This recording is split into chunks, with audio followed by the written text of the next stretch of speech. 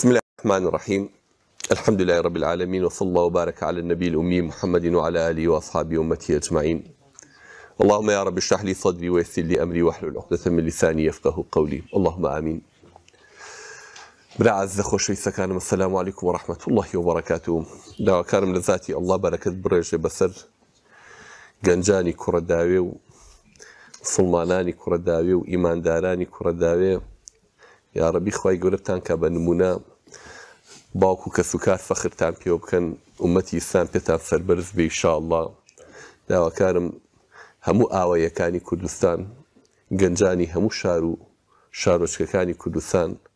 خوای گەورە بێداریان کاتەوە لە خەوی غەفڵەت بەرەو ئیسلامیان بگێڕێتەوە، بەرەو ئەخلاقی جوانیان بگێڕێتەوە. گەنجێ بن کە سبەینێ خزمەت بە دینیان،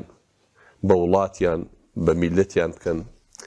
گەنجێکی بێهۆشی سەرخۆش نەبن کە پیاو شەرمی بێ بڵێ و کوڕی منە. گەنجێکتان لێ دەرنەچێ سبەینێ نەتوانن ماڵ و عایلەیەک بەخێوکەن. پەناگرم بە ئەڵڵا گەنجەکانمان بەڕادەیەک بێهۆش و بێئاگا بوون. بەڕاستی ئەگەر زۆر بەتوندی بە هەڵمەتێکی ئیمانداریانە خەمخۆرانە فریان نەکەوین و سوکانەکەیان پێ نەگۆڕین، میلەت بەرەو هەڵدێرە ڕۆ. یعنی تۆ پێ دوایە بەو گەنجانەی ئەمڕۆ ئابەم جۆرە گەنجانە ئەگەر ئەم میلەتە لێ بقەومێ و وڵاتە دوژمنێ پەلاماری بیا، پیاوی ئەومان ماوە دیفاعکە. ئەو گەنجیان وا لێ کردووی چی ئیمانی بە هیچ نەمێنێ. ئەو گەنجە هەمووی وای لێ هاتووە لە ڕێگەی ئەم سۆشیال میدیایە و ئەو دوژمنانەی کەوا زەهر بەم ڕۆژگارە خەنە مێشک و دڵی گەنجەکانمانەوە. نەهۆشیان لایەشتون، هەمیان کردوون بە هەموو مێشکیان لە لای جنسە، لە لای ڕابواردنە، لە لای تەماعە. هەرچی لەفزی ناشرین هەیە کە لە مێژووە لەفزی وانێ لە قاموسی گوێندانە شتی وانە بۆ ڕۆ لە سایتەکانە ئەمانە ئەچێ بە گوێیانە، ئەمانە ئەچێ بە مێشکیانە. لەسەر زمانیان ئەمانە فێر ئەبن. کچەکانمان بەداخەوە ئەڵێم محەجەبەشە، لەناو عایلەیەکی دینداری شایە، بەڵام بێ مامۆستایەتی، بێ دەرس و دەوری وای لێ کردو کە هاوتا لە غەفڵەتێکە لەگەڵ کچێکی سافیرەی کە ئاگای لە قەزەی دین نییە، فەرقێکی وای نییە. ئەوەی من لە زانکۆکانای بینم قوڕپێوانە، تەلەبە لە 3 و 4 زانکۆیە من ئیمتیحانی یەکەم پرسیاری یەکەم ناوی باوکی بەغەڵە دەنووسێت، ناوی خۆی بەغەڵە دەنووسێت. پێی بڵێ ئیملام بۆ بکە، جاران 2 ئیبتیدایی ئەو ئیملام کردایە دەرمان نەئەچان، پۆلی 2 ئیبتیدایی و 3 ئیبتیدایی ئەو ئیملایی بکردایە دەرمان نەئەچان. ئێستا لە زانکۆیە ئیملای هەر نییە، هەر نازانێت بنووسێت. کار گەیشتۆتە ئەوەی بەڕاستی زۆر ناخۆشە تۆ خریجی شەریعە وا تەواوی ئەکا نەتوانێت 2 ئاەتی قورئان بەڕاستی بخوێنێتەوە، نەتوانێت 2 حەدیثی پێغەمبەر صلی الله علیه وسلم بخوێنێتەوە. ئەمە چ مەنهەجێکە؟ ئەمە چ پەروەردەیەکمان کردو؟ ئەمە چ قۆناغەکانی خوێندنی چۆن بڕیوە؟ چۆن ئەگاتە لای ئێمە؟ بابای بەشی فیزیا دەرەچێت فڕی بەسەر فیزیاوە نییە. من لە بیرمە سەردەمانی پێشووتر ینی کاتێک خۆم لە پۆلی 3 متەوەستەیە بووم، 3 ناوەندییا بووم، لەو ناوەندی برایەتیەکە کە مختبەری وامان هەبوو، تاقیکردنەوەی وامان تیا کرد، تەسەووری ناکەیت. ئەنواع و ئەشکال مەوادی کیمیایی و کەمۆڵەمان هەبوو، تاقیکردنەوەمان لێکردەوە، ئاومانەیە هایدرۆجین و ئۆکسجینمان جیا کردەوە، مامۆستا فێریە کردین چۆن ئەڵماسی دەست کرد، چۆن دروست دەکرێت، هەمووی لەبەر چاومان شتی وایە. ینی پێتان بڵێم ئەمڕۆ باڕ ناکەم لە هیچ کام لە زانکۆکانیش خۆشمانەوانە بخوێنێ. ئێمە لەم تۆسەیە کاتی خۆیممانە خوێن، خوێندن بووە دواکەوت، پەروەردە بووە دواکەوت، عیلم بۆ نەما. ئەم بەڵایە بەدەستی هەموو گەنجێکەوە ئاوایی بینێت خۆی پێوە مەشغوڵ کردووە. فەیسبووک چ عیلمێکی تایە، ئەنستاگرام چی تایە، تیکتۆک چی تایە؟ بەس پێم بڵێن چیتان فێرەکە ئەمانە لە ڕەفتاری ناشرین و لە ئابڕووبردننی فلانە ماڵ و فلانە کەس و کابرا بەوەشەوە ناچێت کە خۆی خەریکی فعل و فاحیشەیە چێ ڕەسمیەگرێ پیشانی هەموو عالەمیەدا. تۆش فێرەکە بچی کاری وا بکەیت. ڕۆڵ ئەمە دین نییە، ئەمە ئەخلاق نییە، میلەتان بەمە تیا ئەچن. ئەمە سبەینێ ئەمە چۆن ئەمانە ماڵ و حاڵیان پێ ئەبرێ بەڕێوە، ئەمانە چۆن خزمەتی وڵاتیان پێکرێ. تۆ سبەینێ کێش ژنە دەیاتی و مناڵی چۆن بەخێوەکەیت ئەمە ئەخلاقی بێ و ئەمە ڕەفتارێ بێت. ئەبێ جیابن ئێوە. ئەبێ و دینە جیاوازتان کات و جیاتان کاتەوە لە خەڵی ملام عجیب و جاران کە سین مەکرم و پێغەمبەر صلی الله علیه و سلم بۆ تەئکید دەکاتەوە قژی ئاوا نەبێ با جیابی لەگەڵ مەسیحی و جوولەکە و مەجووسیە سمێڵێ بە ئاوا بێ با جیاواز بی لەگەڵەوە جلەکەی بەری تۆ باش وەکو جلەکەی ئەو نەبێ جەژنەکەی تۆ باوکو ئەزانن بۆ وابوو بۆی چاویان لێ نەکەین کاکە ڕفتاریەوان بەومانەگەێنێ بەم ڕۆژەمانەگەێنێ چاوتان لێکەوە چاولێکەری زانا گەورە مسلمانەکان و خواناسەکانمان واز دێناوە فێری چاولێکەری ئەوروپی و ئەمریکی بووین فێری چاولێکەری بابای مولحید و مەسیحی و جوولەکە بووینە هەمی لەتما بەچی گەیشتووە خەڵکە چ بۆ وڵاتانە دێتەوە سەردەمی پێغەمبەر صلی الله علیه و سلم تێکەڵاویان هەبوو لەگەڵ مەسیحی و جوولەکە وڵاتەکانی کێ ئەچوون لێ تەکنەلۆجییان هێنایەوە ئەنواعی سیلاح لە چون لەوان وەریانەگر کە ئەوان منجەنیقیان چۆن دروست کردو شمشێرەکانیان چۆن دروست دەکەن و تیرروکانەکانیان چۆن دروست دەکەن و دوای ئەوە نیظامی ئیداریان لە فارس و لە ڕۆم وەرگر عومەری کوڕی خەتاب هێنای لەناو جێشی موسڵمانانە جێبەجێ کرد سیستمی مەعاشیانە بێت چۆن بێ ئیدارەدان چۆن بێت وەزارەت و کارە خزمەت گوزاریەکان چۆن بێت ئەمان لەمەیان لێ وەرگرت و ئیسفادەیان لێ کردووە ئەی ئەمڕۆ هەرچێ ڕاتە دەرەوە دێتەوە بە دڕەوشتی و جلەکانی ئەوان و فەساد و عەرەق و قومارکردنەکەی و ساختەچێتی و بێدینیەکەمان بۆێنێتەوە ئەوەی کاتێ لێ فێری فیزیا و فێری فەلەک و فێری مەصنع دروستکردن و فێری تەکنەلۆجیا بێت یەکێک بە پولێک نایکڕێ قەناتێکی تەلەڤیزیۆن ناچێ مقابلی زانایە بکە هەتاکو دوو کەلیمەی باش فێری و میلەتەکە هاتۆتۆ بۆ بە پرۆفیسۆر لە وڵاتان لێرە کەسێ مقابلەیەکی ناکە بەڵام دوو گۆرانی بڵە و دوو جار ڕەقسێکی باشکە دەق قەنات سەری بۆ گرتووە بەس پێ بڵێ تۆ چۆن ئاوا توانیتە ئەم هونەرە جوانە پێشکەش بە میلەت بکەیت و ئاوا بای دەیت و ئاوا بخولێیتەوە ئاوا گۆرانی بڵیت و میلەتان بەمە پێشەکەون بەتەمان وڵاتێکی کەوتووی دامایی وەکو وڵاتی خۆمانم کوردستانە کە هەموو دوژمنان ئاوا چاویان تێبڕیوە هەموو عالم ناحەزێتی بەم نوع گەنجە هەڵەسێتەوە بەم سەقافەتا چێتە پێشەوە ئەو گەندەڵی کە ئێوای بینن لە تەپی سەر و تابەری پێی هەموو عالەمی گرتو خەڵکەکەی گرتووە هەموو دام و دەستگاکانی گرتوێتەوە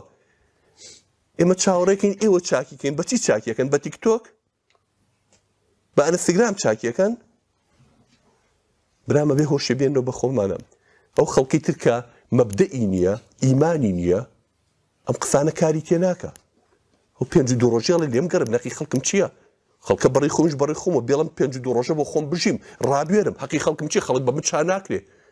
بەڵام توی موسڵمان ئیسلام فێری کردووی کەوا بیر نەکەیتەوە بەس ئەهلی مزگەوتە بە نەوعی کە بیرەکاتەوە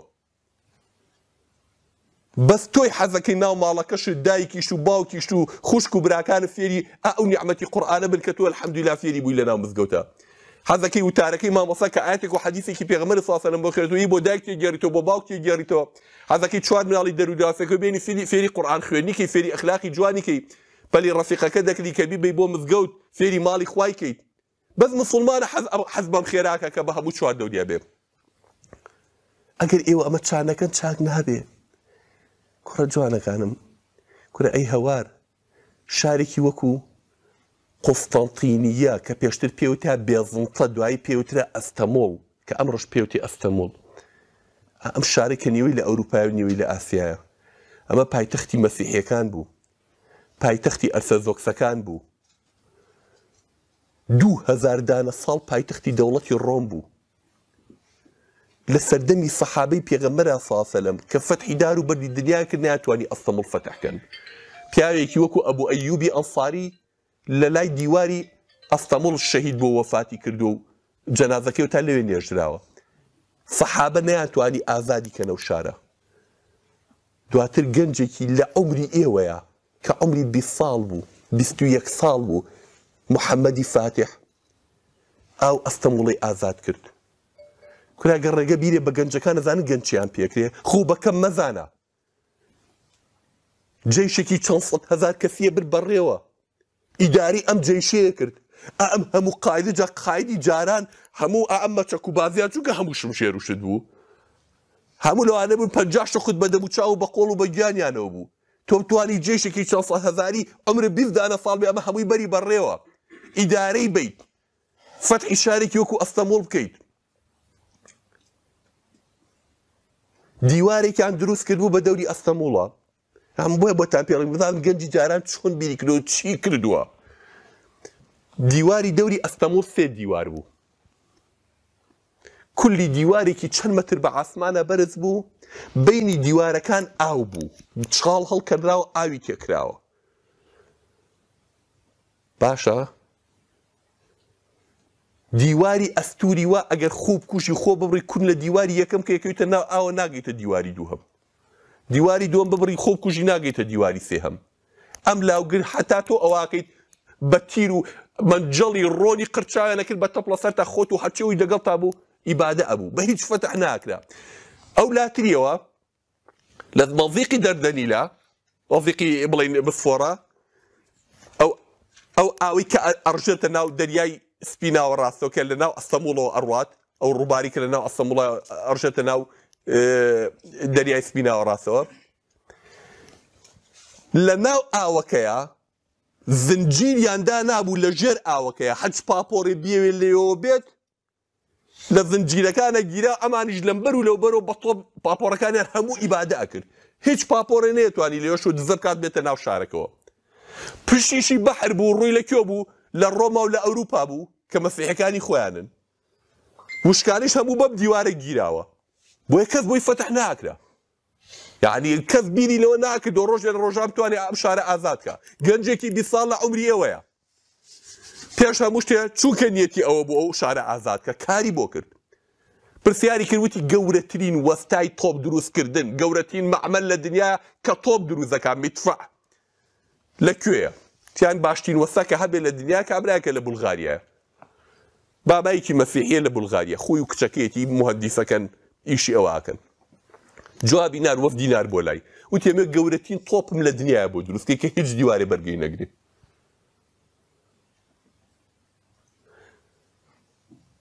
دەوری 400 وڵاغ لەژێر ئەو تۆپەیە تۆپی مردار بۆ هەتاکو گەیانێ دیوارەکانی ئەستەمبول لەوێ پێی دروست کرد، تۆپێکی ئەمەندە گەوری پێ دروست کرد. بە دەوری 4000 وڵاغ بەسەرە ڕایانە کێشان تۆپە زلیان گیان 400 هەر لە ژێرە مردار بۆ تا گەیانیان بۆ لێدانی ئەم دیوارانە. باشە کاکی برا کارێکی کەی کردووە بە عەقڵی کەسا نایەت. ئەو ڕووباری کە لە ناو ئەستەموڵەوە دێتەوە چێتە سەر بەحرەکە لە دەروازەکەی ڕووبارەکەی کە ئەڕژێتە ناو بەحرەکەەوە هەمووی زنجیر دانراوە بە هیچ شوێ پاپۆڕ ناتوانێت بێت. ئەم هاو لە دیوی وشکانیەوە 600 دانە پاپۆر بە یەک شەو، 600 دانە پاپۆڕی جەنگی بە یەک شەو 12 کیلۆمەتر بە هەورازا بەگردا بە وشکانیا لێی خوڕی بە پاڵ سەری خەی دار بخەیتە ژێری و ئەم جێشە پاڵی پێوەنێ هەتا خستێ ناو ئاوەکەەوە لەو دی زنجیرەکانەوە. نازەم لە مەڵزەرەکە تێگەنەڵم چی؟ یانی تۆ ئەمە ڕووبارەکەی بە ناو شارە دێت و ئەڕژێتە ناو بەحری ئەبێڵزیم تۆسی و دەریای سپیناوە ڕاستەوە کە ئەو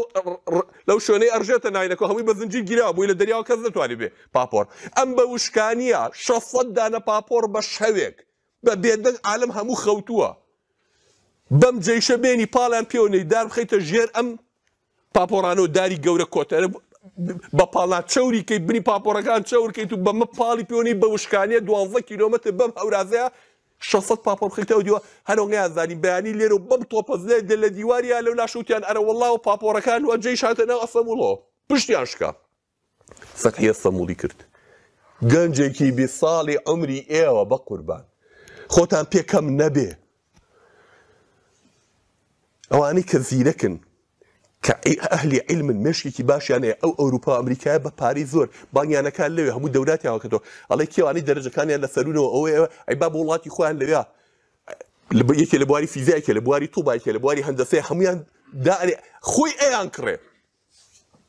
خۆی ئەمانەیەنێ لە هەموو وڵاتەکانەوە معمەلەکانی خۆی پێدەوڵەمەنەکە ئێمەش گەنجە جوانەکانمان هەر هەموو ئاوە بە بەرەو ئەو بەحرە بەڕێیانەکەین بڕۆن لە وڵاتی خۆیان چونکە قەیری عیلمیتیانە قەیری معریفەتیتیانە قەیری پیاوی زانایتیانە بەس قەیری دز و گەندەڵ لێرە گیرێت ئەوانەی کە فەساد و گەندەڵی لە ناو میلەتە بڵاوەکەنەوە بۆ یەکەوە خەڵکە هەمووی زانا و عەقڵەکان بەرەو ئەوێ ئەڕۆن کاکە جاران هەرچی ئەو وڵاتانە هەبوو زاناکانیان مەملەکەتی ئیسلام بە باوەشی بۆ گرتبوونەوە پارەی باشیەدا بەمانە شارێکی وەکو شاری بەغدا شاری عیلم بوو شاری مەکتەبات بوو نامەی مەلیکەکانی ئەوروپا ماوە کە نامەیان نووسیوە بۆ خەلیفەکان و حاکمی مسلمانەکان لە بەغاو لەکوێ لە ئەندەلوس تەکلیفەکەن کوڕەکان و کچەکانیان لە زانکۆی مسلمانەکان وەرگرن لە بەغاو لە ئەندەلوس لە ئیسپانیای ئەمڕۆ کەوانە هەموو شاری مەملەکەتی مسلمانان بوون. کورێمە عیزەتمان لە دەستدا. ئاویسا شەڕی مۆسکۆ و کیڤە، شەڕی رووسیا و ئۆکرانیایە. لە زمانی سوڵتان سەلیمی دووەمان مۆسکۆش و کیڤی پایتەختی ئۆکرانیش هەردووکی بەدەست مسلمانانەوە بوو کاکە. ئەم ئیسلامە کە نەما هاچیمان لێ هاو، کە دینداری نەما، خواناسی نەما، پەروەردەی مزگەوت و قورئان نەما، گەنجەکانمان هاچۆ سەرگەردان بوون، هاچیمان بەسەر هاتووە. باسی خۆشەویستی خاک و نیشتیمان بۆ گەنجەکەی گاڵتە و پێکە، چونکە هەرچێکی دیوە خاکی فرۆشتووە، نیشتیمانی فرۆشتووە، هەمووی تیجارەت بەسەر خاک و نیشتیمان و شەرەفی میلەتەکەی واکە.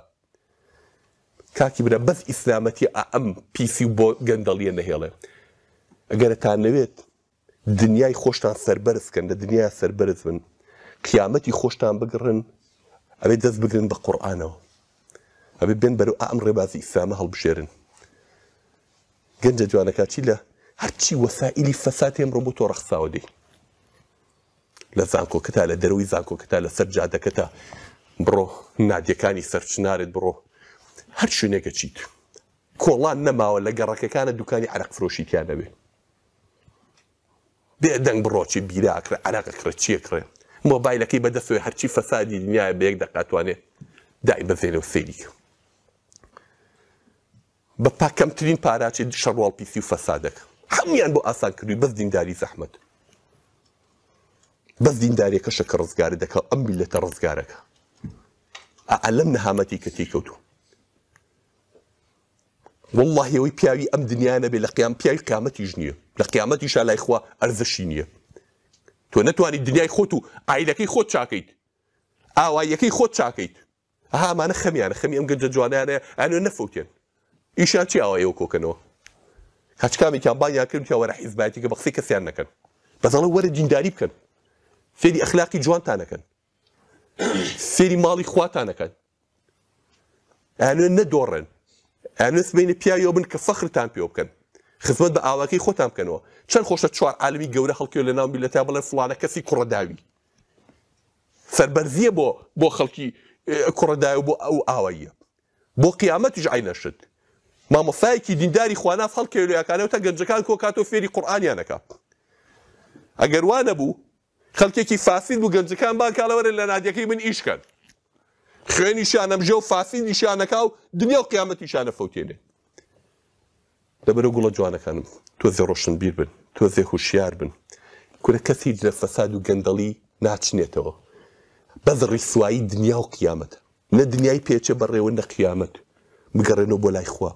تۆزە هیمەتان بێ، تۆزە عەزیمەتان بێ، پیاو بێ پیاو بێ، شل و مل مەبن. بڕۆن کاکە دەستکەن بە ڕیاضەکردن، بالەشتان پتە بێ، بالەشتان قایم بێ، بچن بخوێننەوە، فێری عیلم بن، فێری زانست بن، هاتوچووی مزگەوتەکان بکەن. تۆ قورئان نەزانی و قورئانێکی باش فێر بوویت، بۆ مەوەسە کە تۆی زانی، چوار مناڵی ماڵی خۆت و دەرو دراوسەکەتی ماڵی براکەتی خوشکەکەت بێنەوە ئەش فێری قورئان بکە. تۆ لای مامۆستایەک دوو حەدیثی پێغەمبەر صلی الله علیه و سلم فێر بووی، با چوار تەلە بەشە هەبێ تۆش ئەوانی کە فێرکە. ئەوەی کە لە توانات تا سەرفی کە خوای گەورەش دەوێتەوە بڕۆ کێوی قوڵەی قافم بۆ بگرە. چی لە توانایە جێبەجێ کە بۆ خزمەتی ئەم دینە بۆ خوا بژی. هەر پێنج فەرزەکەت لە شەو ڕۆژەکە نیم سەعاتت لێ نابە، دەبا نیم سەعات لە 24 سەعاتەکە بۆ خوا بێت.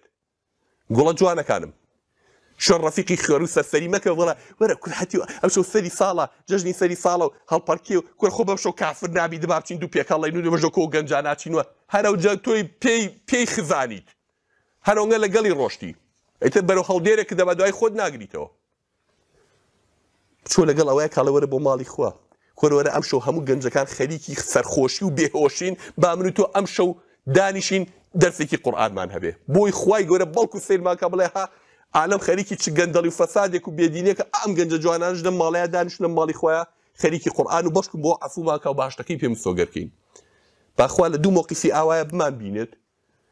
بەهەش بە تۆ بە دووشتی ئاوە حاصڵەکەیت. گوڵە جوانەکان حەزاکەن زۆر ستان بێشێنم. کورتەی قسەم چێ لە خزمەت جەنابتانە، تاکە ڕێباز سەربەرزی دنیا و قیامەتی تیا بێ و ئیسلامەیە. تاکە بەرنامە بگەینێ بە ڕەزامەنی خوا لە دنیاشە عیزەت و شکۆمەندی و پێ بە قورئانە دەست بگرن بۆ قورئانەوە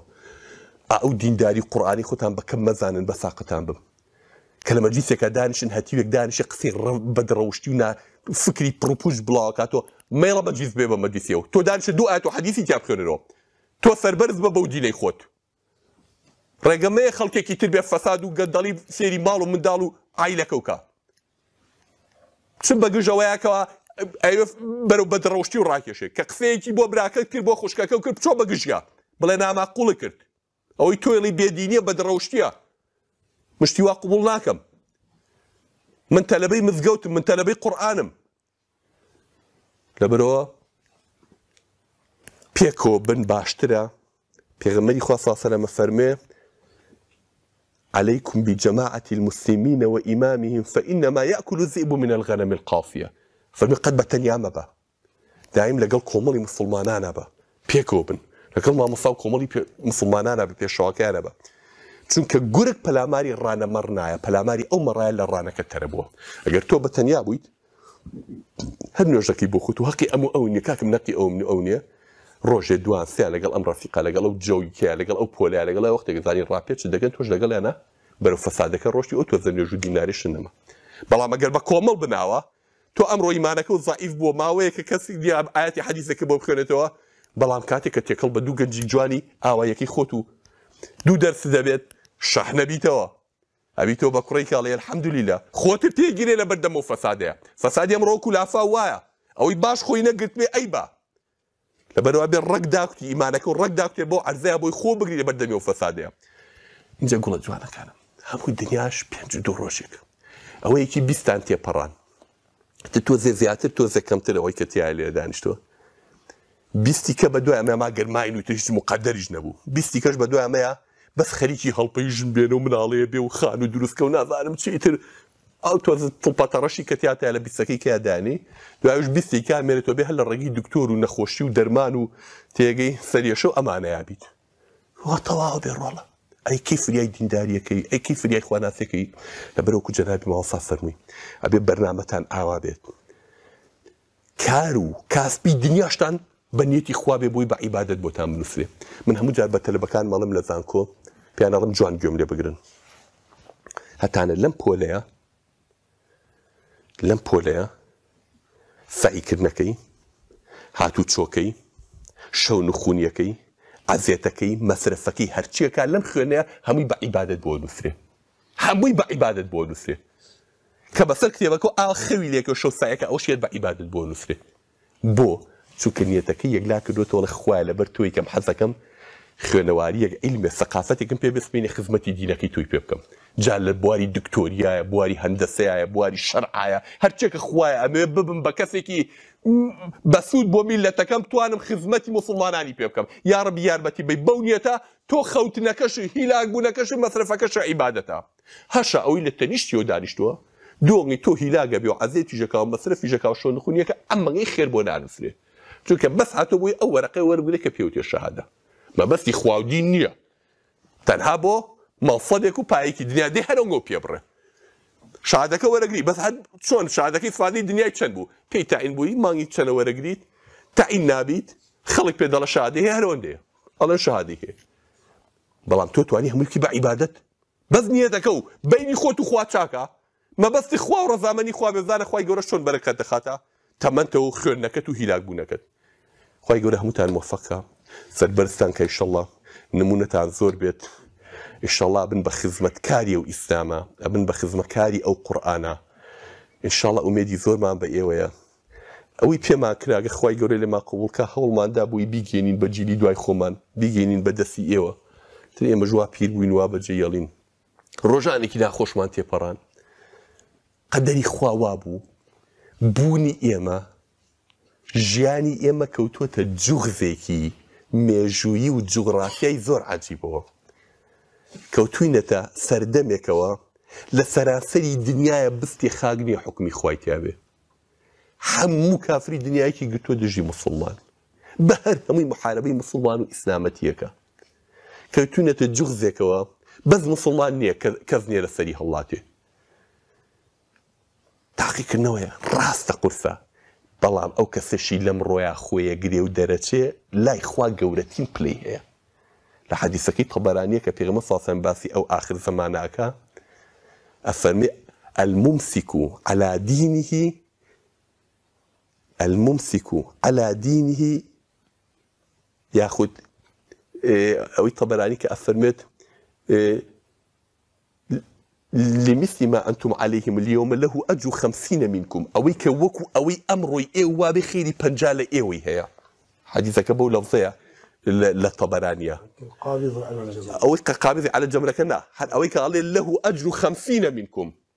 خير بنجال قالوا أو منهم يا رسول الله بيري بنجال أخوان فرموين لا بنجال إيوا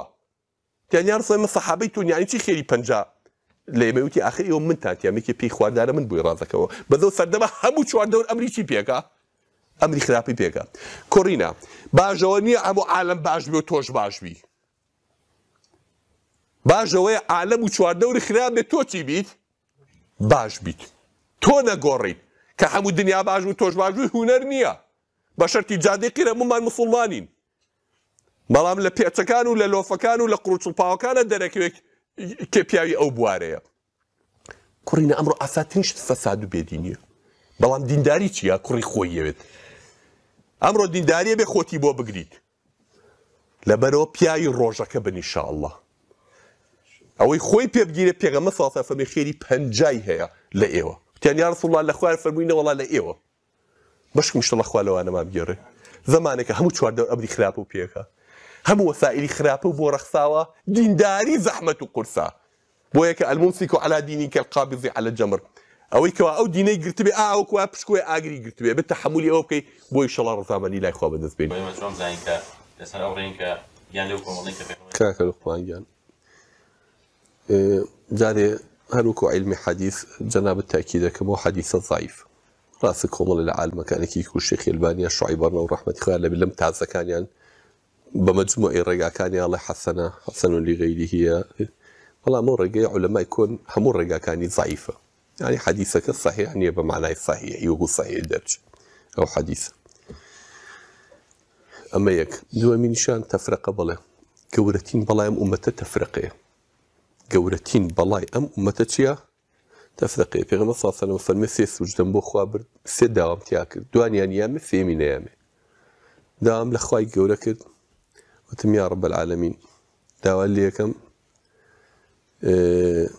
أن لا تهلك أمتي بسنة عامة